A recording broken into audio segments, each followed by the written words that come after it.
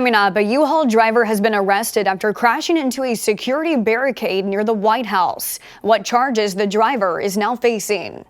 And deleted tweets are being brought back into the Twitterverse. Hundreds of users report their once deleted tweets resurfacing. The rundown starts now.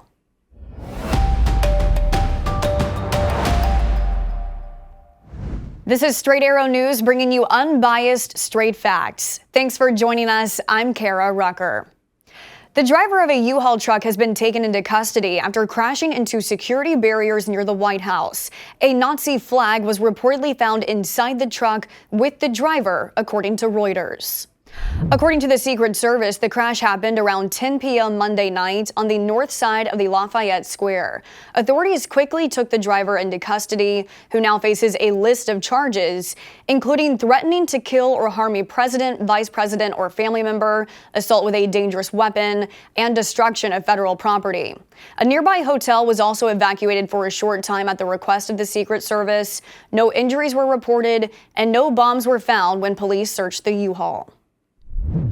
More than 1.5 million people in the U.S. have applied to help sponsor migrants as part of the Biden administration's new migration initiatives. To alleviate some of the pressure at the border, Biden announced back in October that migrants from Cuba, Haiti, Nicaragua, and Venezuela could be housed by Americans and are given a 2-year work permit under the program.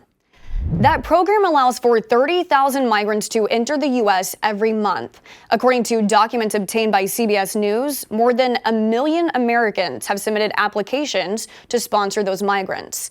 About 12,000 migrants are applying for sponsorship every day, but because of the monthly cap, only 3 days worth of applicants are being accepted in a 30-day span, overwhelming the system and creating a backlog. More than 100,000 migrants have arrived in the U.S. under this initiative, but there's a lot more pending cases. 580,000 Haitians, 380,000 Cubans, 120,000 Venezuelans, and 20,000 Nicaraguans are waiting for their sponsorship applications to be approved. The Biden administration said migrants who enter the country illegally will be returned, urging migrants to apply through the sponsorship program. But CBS sources say the backlog of applicants could deter migrants from those proper channels. 7 western states have reached a historic deal to save the Colorado River that provides 40 million people with drinking water but is threatened by drought conditions. California, Arizona, and Nevada have agreed to cut back on river water use by 13% over the next 3 years. In return, they'll receive more than $1 billion in federal funding for cutting back on water use. It is clearly an critically important stopgap as we're dealing with a near Armageddon state of affairs, but it is just a stopgap for the next few years in order to buy us the time for there to be a more thoughtful reassessment of the whole way we've managed the river. Emergency shelters in Guam are filling up as residents in the U.S. territory in the Pacific are bracing for a typhoon. Authorities have sent out a warning to anyone not living in a fully concrete house to find cover elsewhere before the storm hits.